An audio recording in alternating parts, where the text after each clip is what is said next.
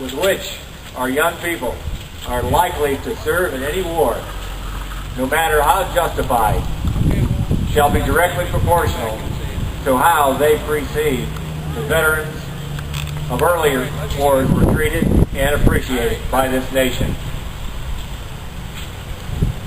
On this 2011 Veterans Day in Mansfield, Ohio, this community can be proud, and President Washington would approve, at the number of people that have come out today to recognize and honor our veterans that have served in today's military and those that have served in the past. Let us hope those now serving on the Committee of Deficit Reduction in Washington, D.C., better known as the Super 12, that have been tasked with reducing the federal budget in these coming weeks will not forget their sacred trust to honor the sacrifices of those who have defended this country, both past and present.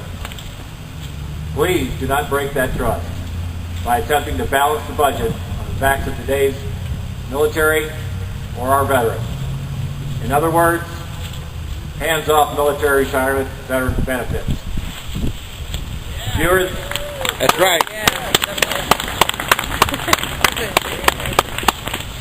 Fewer than 10% of Americans can claim the title veteran.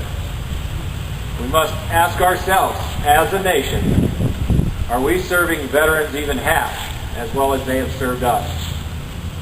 As we honor the 23 million living veterans from the greatest generation to the latest generation, let us never forget this debt that is owed. No government commission or single dollar amount can adequately repay what has been given to all of us throughout our nation's history. It's a great day to be a veteran. It's our day to be proud of your honorable service. At this point in time, I'd ask the color guards to come to attention. Present colors. We'll now have our national anthem.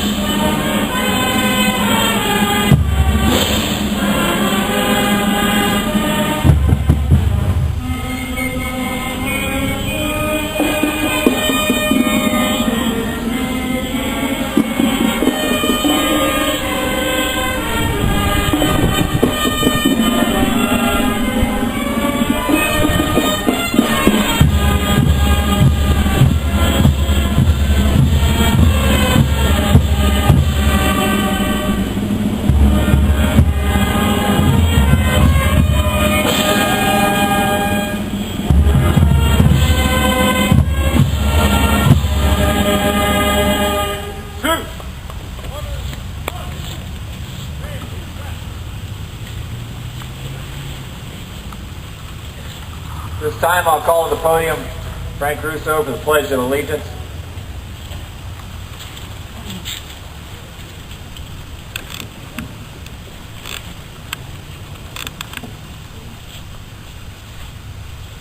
If you're uncovered, put your hand over your heart. If you're covered, we'll salute. Patch, hut! I pledge allegiance to the flag of the United States of America and to the republic for which it stands, one nation, under God, indivisible, with liberty and justice for all. Two, thank you.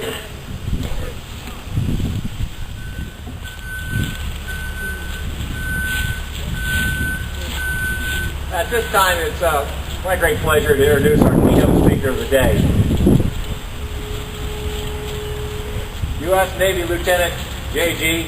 Ruth J. Adamescu, born March 3rd, 1922 in Mansfield, Ohio.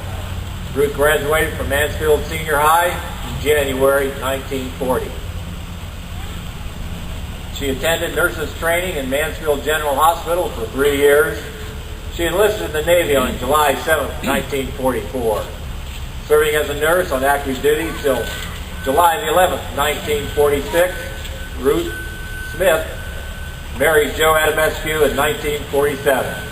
They enjoyed 47 years together, raising 7 children, 5 boys, 2 girls. At this time, bring to the podium Ruth Adamescu.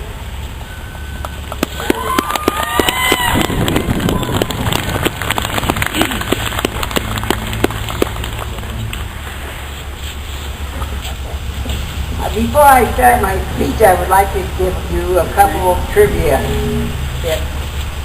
The cape that I'm wearing was the cape that President Roosevelt always wore whenever he was in the elements, out in the cold or anything.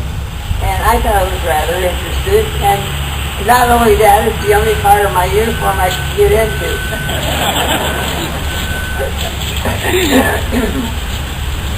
My daughter, who stands to the right of me, was born on Armistice Day in 1952. Thank you, darling. Okay, now I shall start my speech.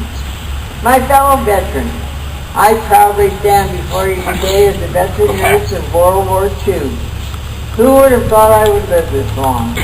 I was born in Mansfield, Ohio on March the 8th, 1922, to my wonderful parents, Philip and Emma Smith. I was so blessed to have had them as my parents. I had 3 brothers who also served our country during the war effort. My mother, who had been widowed, was considered a 4-star mother. 4 stars proudly hung in her window on Home Avenue to show that her children were bravely serving their country all at the same time. I started at this school in January of 1928. I was a student there until 9th grade when I attended John Simpson Junior High. I graduated from Mansfield Senior High in January of 1940 in a frigid 10 degrees below zero evening. I entered the Mansfield General Hospital School of Nursing in September of 1940. I had 3 years of training and graduated in 1943. Among my first assignments was shift supervisor of the obstetrical department at the hospital. One afternoon, my friend Norma Crowdy visited the OB floor in full naval regalia. Something clicked within me, and I went out and immediately joined the Naval Nurse School. I got official orders and entered in June of 1944. This newfound career opened up a whole new world for this small-town girl who would create many, many years of fond memories and lasting friendship. I got an official order to report to Sampson, New York for training. I was happy to discover that this area was located 5 miles from the beautiful Finger Lakes district of Geneva, New York. I spent 6 months of intensive training learning the basics of Naval Nurse Corps.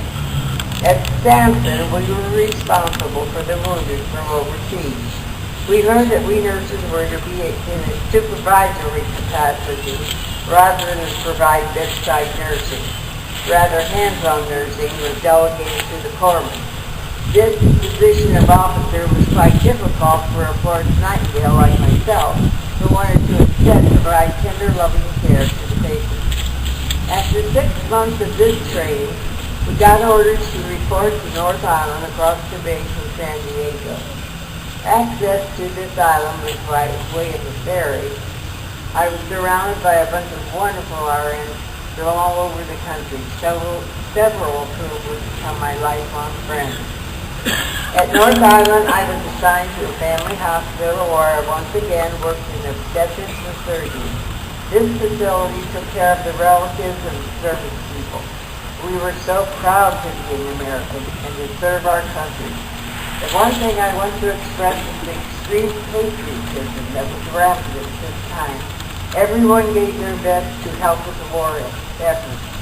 That was when many moms got out of the kitchen and worked in defense factories. It was a wonderful and exciting time for this shy RN from Mansfield, Ohio. My best friends are gone now, and I alone remain. Our next assignment was to be shipped to Kodiak, Alaska. However, the Japanese surrendered and the war ended, and we were sent to our homes. In closing, on this Veterans Day, I want to pay homage to the men and women who have served and died for our country in past and present wars, and for those who are serving so bravely today. God bless them, and God bless the United States of America.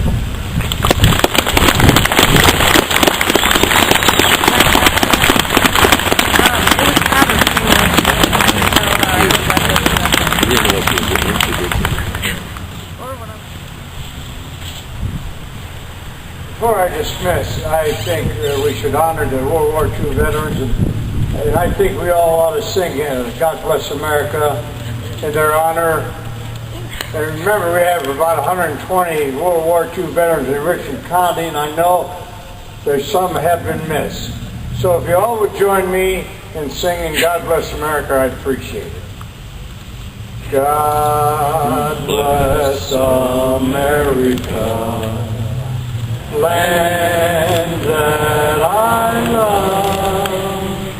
Stand beside her and guide her through the night with the light from above. From the mountains to the prairie, to the ocean, white with foam. God bless America, my home, sweet home. God bless America, my home, sweet home. And let's give the World War II veterans a round of applause. God bless you. Thank you. And color guard dismissed. Thank you, everybody. You're loved and appreciated.